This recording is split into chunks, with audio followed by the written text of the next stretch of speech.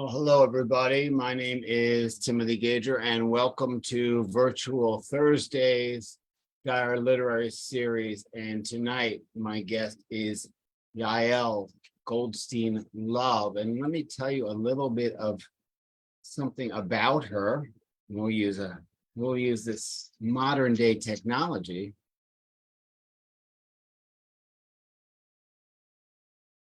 If I can. Oh, that's awesome. I just blew the technology. All right, it's up to share. I had your bio all queued up and it was wonderful. But instead I got some sort of there it is. Okay, let's do this. Let's do this the right way. I was enjoying whatever was pulled up there. I was already falling into the story. There was cigarette smoke. There was a guy named Charles. I was into it. There we go. How's that? So here is her latest book, The Possibilities, and find out a little bit about something. Yael Goldstein-Love is the author of the novels The Passion of Tasha Darsky, described as showing signs of brooding genius by the New York Times. The Possibilities, now out, is a wonderful book which has some wonderful reviews and accolades. She has practiced psychotherapy with a particular interest in transition to parenthood, is working toward her doctorate in clinical psychology. Her dissertation research focusing on how mothers experience their anxiety for the unknown futures of their children. She graduated at Harvard and currently attends the Wright Institute.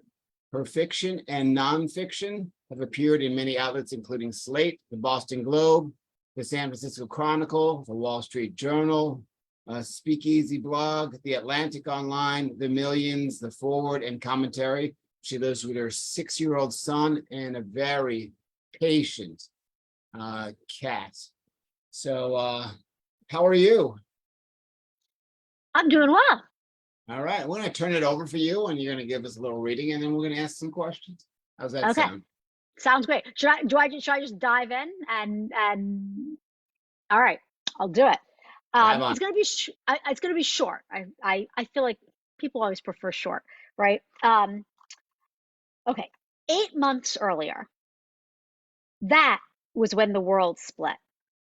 When she was open on the table, paralyzed from the waist down. When they held her child up for her to see. You, she thought. But the sight of him, twisted rigid in a howl that never came, cut off the thought.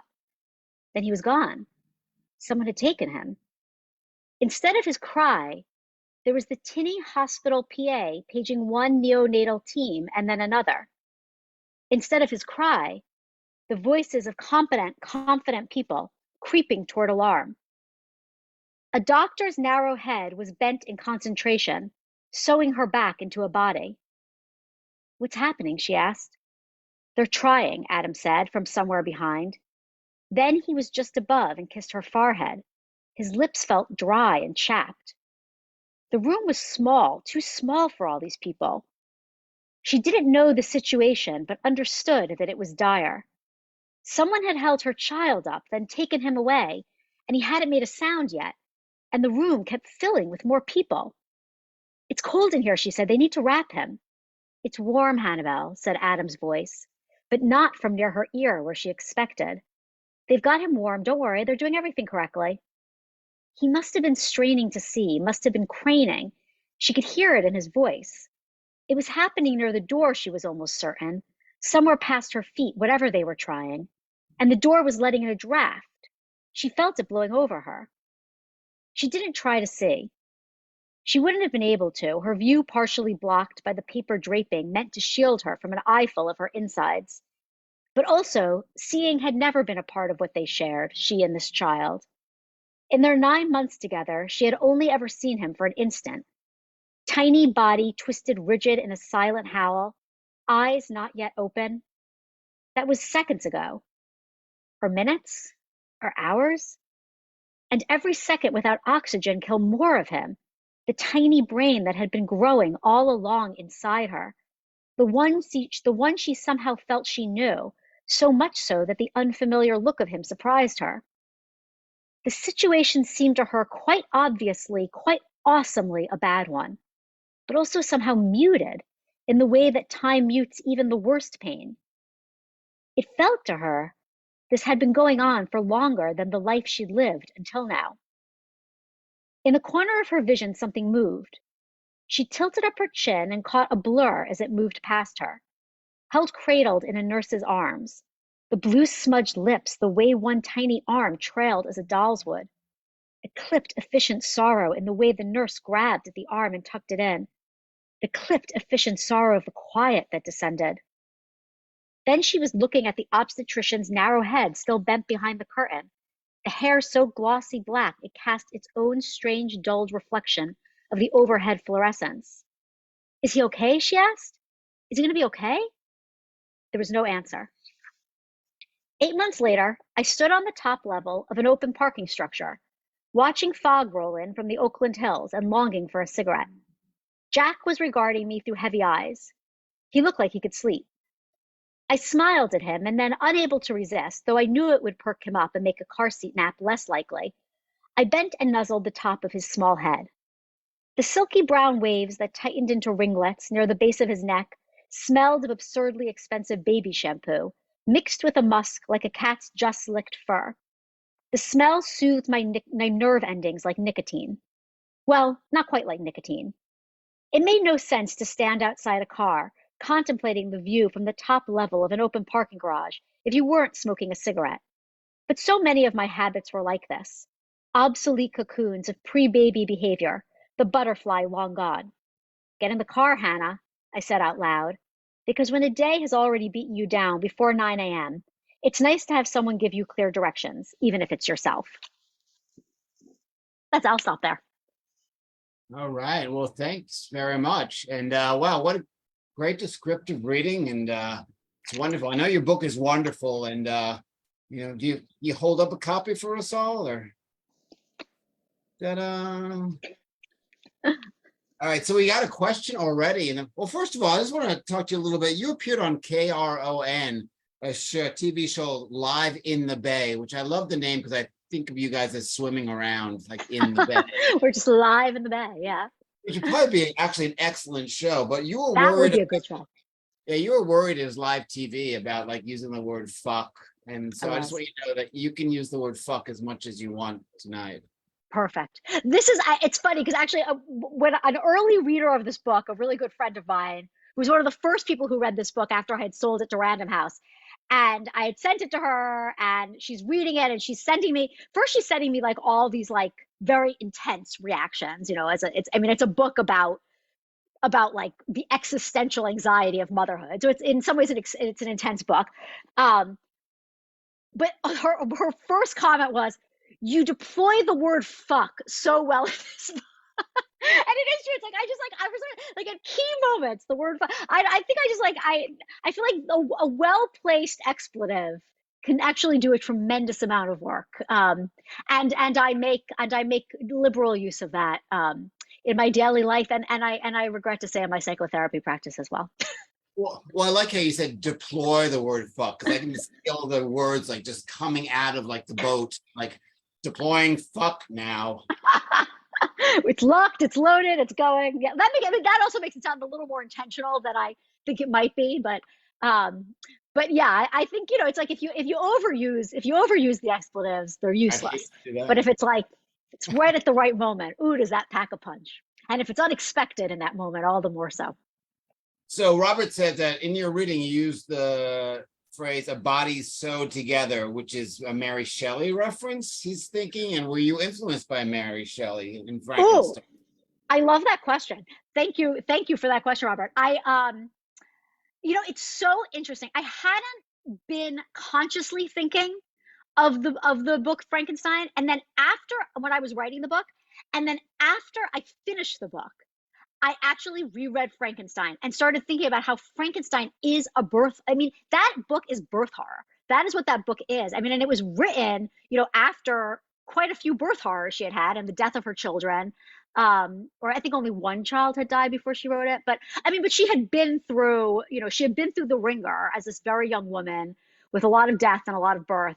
I think that on some level, yes, I think I was, it was working its way in there somehow. And also, I think, that maybe, even if it wasn't, I think it speaks to the fact that, we're both tapping into birth horror, and birth horror is this sense of like the borders of your body.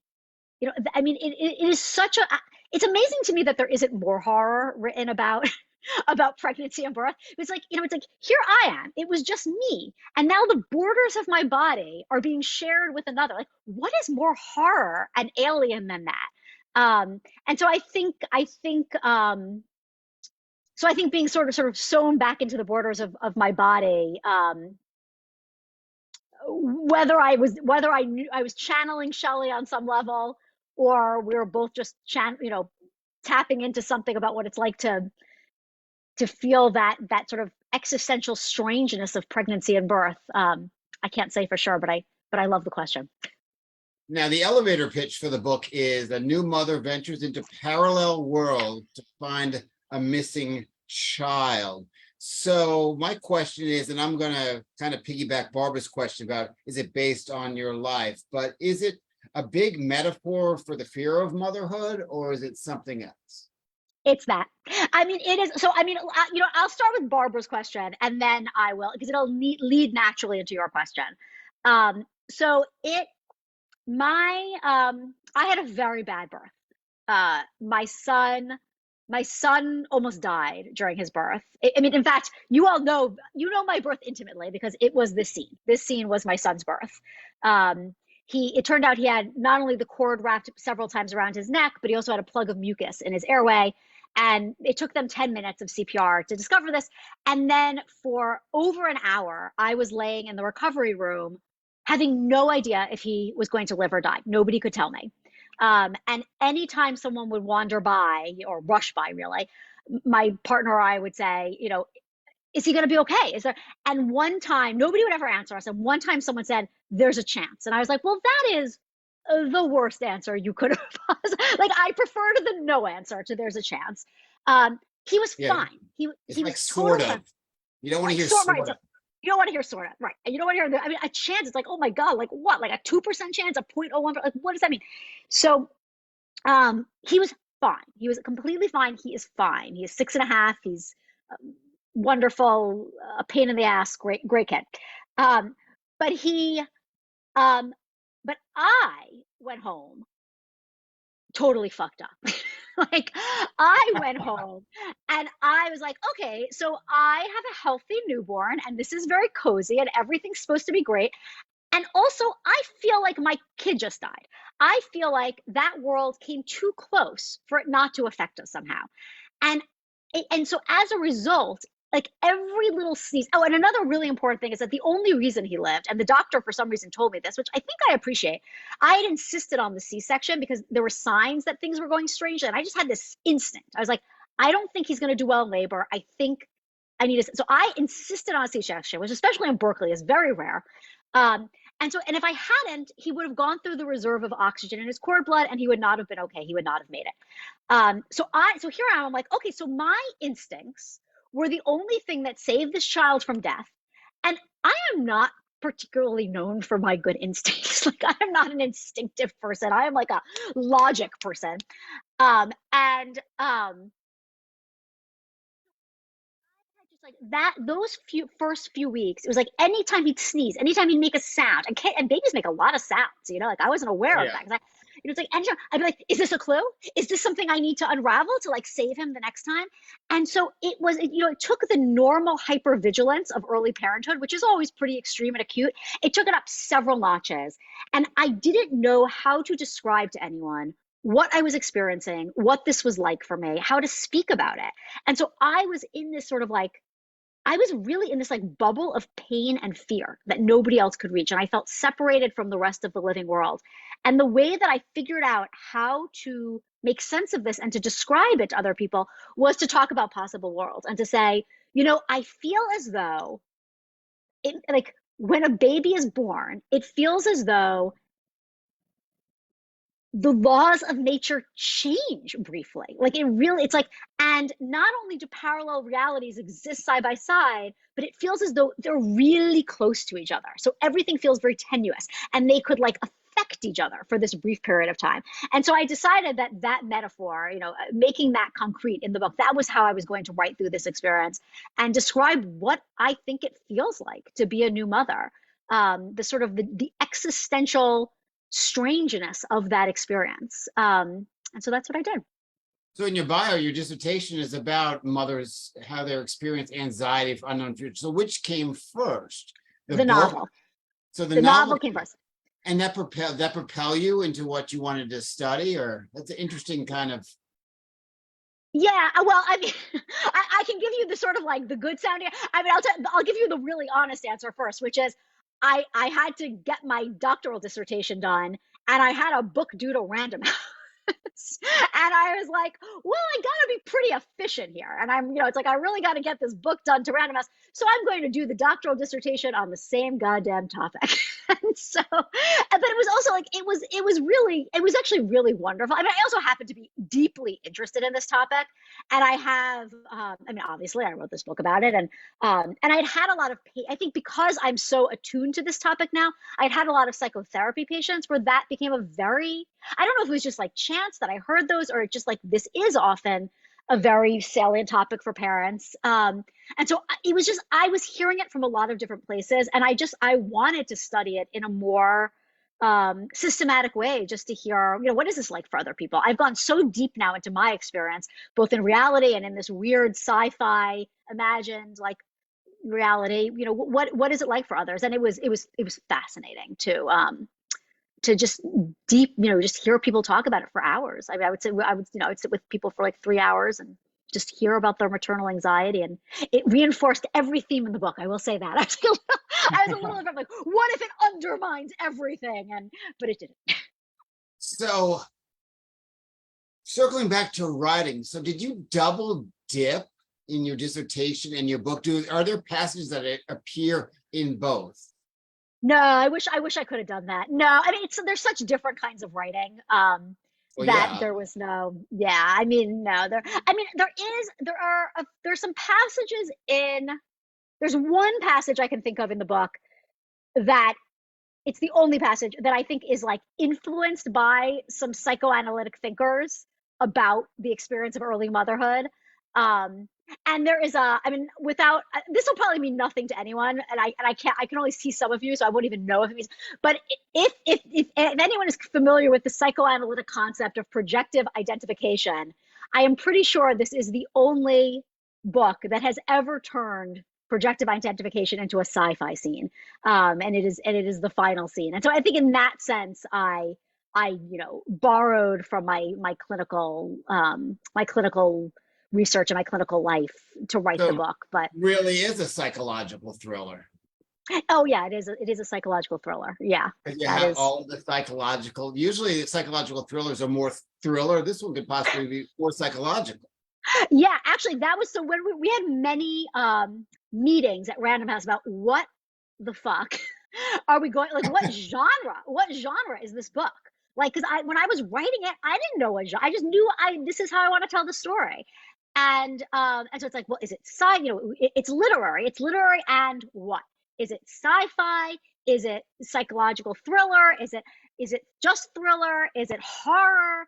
And at one point we were like, if only there was, I like your little thriller. If only there was if only there was like a category that's like psychological thriller, where it's like psychological thriller rather than psychological thriller, that would be the right category. But that doesn't really exist. So you could have your own category. There'd be one book, it'd be yours, and it'd help with sales for sure.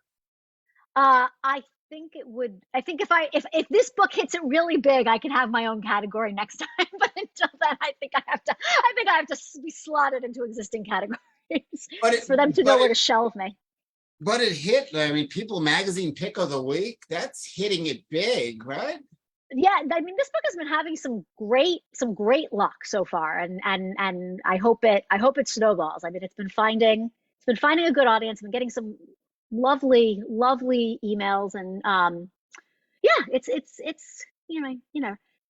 it's always, you never know what's really happening with a book. But yes, things seem to be going well, but not well enough that I could have my own genre category.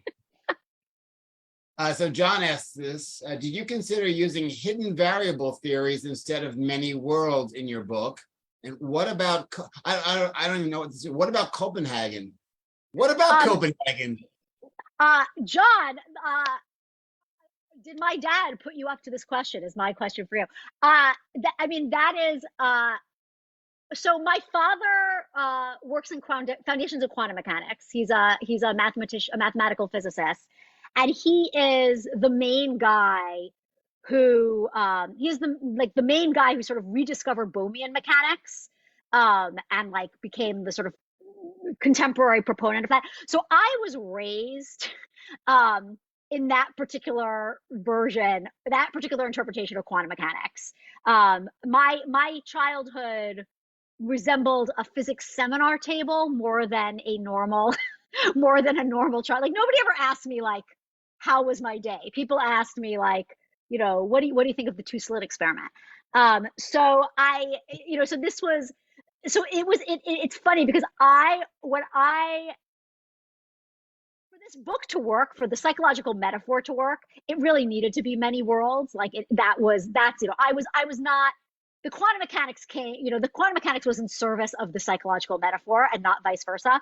But I sat with, like, there were a few days where I sat with this like sense of intense guilt and betrayal. Like, I don't believe in the many worlds interpretation. Like, I believe in the Bohmian interpretation. Am I betraying my family's values? And I was like, nobody gives a shit.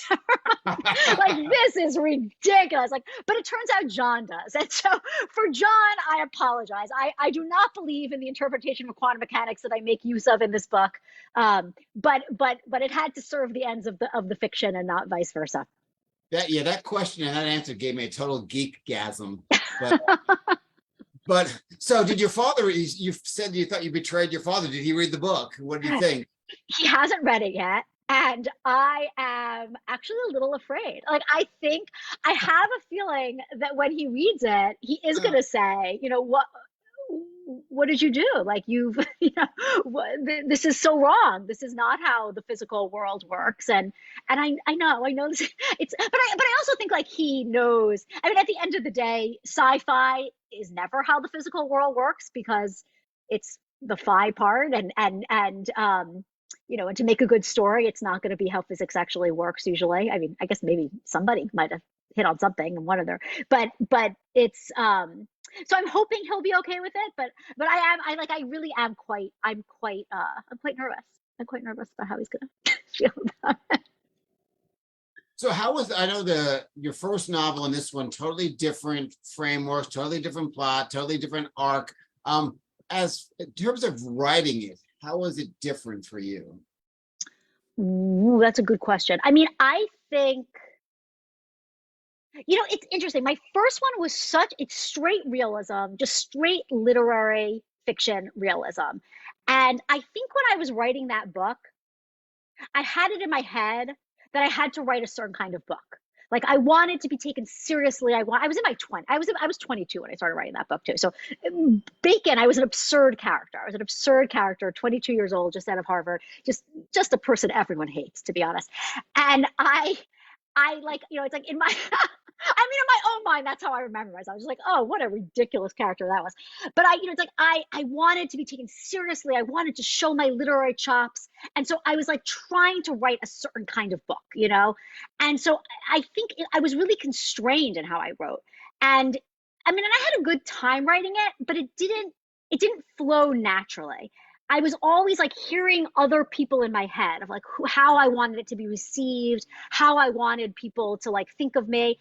With this book, there was none of that. It was just like I was in my 40s. Not only was I a mother, I was a single mother. I had no home for parts of it because my son and I were like sort of moving from couch to couch. And I was just like, I'm writing this book to survive. Like, I'm writing this book to psychically survive. I am writing this book as my own personal meaning-making project to understand what is happening to me psychologically. And I do not give a shit how anyone else receives this book. Like, That's this much is like, more fun, right? Much it more. was so much more fun. And I didn't care about genre. And I didn't care about like this, if anyone was going to take this seriously. And so I made it scary and I made it funny. And I threw in a whole lot of science because I like a lot of science. And I just like, I wrote the kind of book that I love to write. And I didn't worry about, what is the Venn diagram of people who are interested in motherhood and quantum mechanics and someone who says fuck a lot? Like, like, what is that Venn diagram? I'm still trying to figure, but it turns out like, readers, it turns out did not have to be in that Venn diagram. I am discovering much to the benefit of the book, because I think that Venn diagram might be me, but yeah. But yes, it was so much more fun. It flowed. It just flowed. This book just flowed. It was a pure pleasure. I would write it in 10-minute chunks between psychotherapy clients. Wow. It was great. Yeah. Did any of your clients manage to find their way in the pages? Like, oh, I just talked to this person. They did not. I am very serious about that. Like, I will not, if there is something that even reminds me of something that a client told me, or like I will not use it, even if it also reminds me of something. Like, that to me is sacred. Like, there is very little that's sacred to me, but that is sacred. Yeah. It's good to talk to someone with ethics. They're hard to find these days. Hopefully not too hard. So you're also involved with something called Fear and Loathing, Rethinking Mental Health for Writers. So why do we need more help? Like, what's going on with us mentally? We're mad. We're a fucking mess. We talk about. Are you not a mess? Are you doing well? Maybe you should be the one, Dylan. I mean, I feel like just to be a writer, any sort of artist, something's going wrong, right? Like, why do you want to do this? Why are you putting yourself through this torment? Why do you spend this time alone trying to craft something into the perfect thing? Like, something interesting is going on. I mean, I do also think like everyone needs help with that. I mean, we all walk around, all of us, every one of us, with so much suffering. Life is suffering. How's that for a cheering? Life is suffering. Well, but it is, right? Like, life is suffering. And so, and artists are people who look open-eyed at the suffering of life and then go through even more suffering, trying to wring it into something beautiful. And so of course we need help thinking about our mental health. I love that, because you often just hear the poor suffering writer, and they're the ones suffering and writing, and the spin that you just put on that's amazing. So thank you. I'm going to use that there. All right. So also, I'm going to wrap up with the final question. You said in another life, you were the co-founder and editorial director of the literary studio Plimpton. So another life. So what is that life, and where is your life taking you now? That life was my 30s. And, you still look like you're in your 30s, crying out loud. How do you do that? Good lighting, I think. I'm guessing a ring light from Amazon. But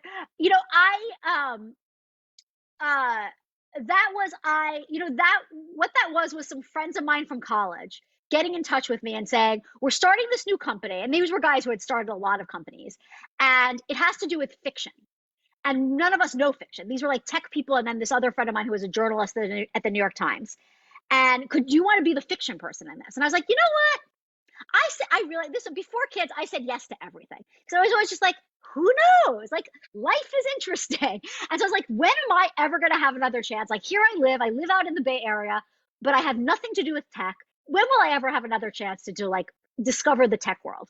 So I spent about 8 years doing that. I hate the tech world, is something I learned. So I learned a lot.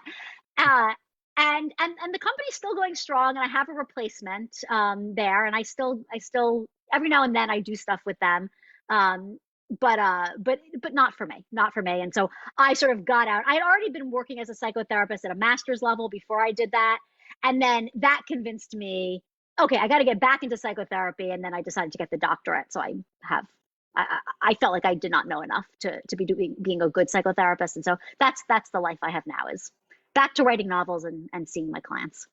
But Plimpton in this form has a Y in it. Is there some sort of nod to the founder of the Paris Review? It is not. So this is the Paris Review. George Plimpton is with an I, and this is Y as in Plimpton Street in Harvard Square. Oh, And okay. we called it that because we all of our connection, we all knew each other from Harvard, and we all knew each other from places on Plimpton Street, and then also it's where Harvard Bookstore is. Um, and so, and when the owner of the Harvard Bookstore is one of our first investors, and so it was just sort of like it was Plimpton. It's for Plimpton Street, and it is very confusing because everyone would want to spell it with an I. All right, we have a late question. You have time for one more? Sure, of course. If from RJ, if writing has taught you anything, what has it taught you most? Ooh, that writing is really hard. I think. I don't know. I mean, it's a good question if writing has. I mean, what has writing taught me? I mean, I feel like I have learned so much about what it is to be a human being just from writing. Because writing is when I wrestle with things, you know, writing is when I take the things that I mean, writing and also my own personal psychotherapy. But it's where it's like I can't just skate over and say like, well, that, I understand that, or I get that, or I know what was happening there. It's like, no, it's like you gotta like to make it feel real and honest on the page, you've got to like wrestle it down. And so I don't even know like what I would say the one thing is other than that. I mean, maybe okay, maybe I'm getting my way to an answer here. I'm like feeling my way. I think that maybe if writing has taught me anything, it's how little I know about myself. I think that might be. Like, I think I used to think like, oh, my mind is sort of like I'm aware of everything about, what passes through my mind, what influences me, what affects me. And writing teaches me that I have so much underneath that I am not aware of that comes up in these bizarre ways in my writing and in other places. And it's taught me to really respect that, I would say. All right, fantastic RJ answer. likes my answer. Thank you. Thumbs up. So you are such a delight. You're so real. It's such a great to talk to you. Here is Yael's book that she was talking about, the possibilities. And where would you like people to pick this up? I mean, local bookstores are best if you're able to do that. Bookshop.org is great. If Amazon is your only option, then I'm not gonna say no to your buying it on Amazon. All right. Well, Thank you, Barbara. thank you once more. And for the folks that are watching the stream on Facebook, you want to be involved in the open mic, just hit the link and I will let you in for that. And otherwise, we're just going to cut you off. We're going to fucking disconnect you there. Thank you so much. I can stay for the open mic, right? Yeah, I'm welcome. Okay. Thank you Thank so you. much for featuring for us. Thank you.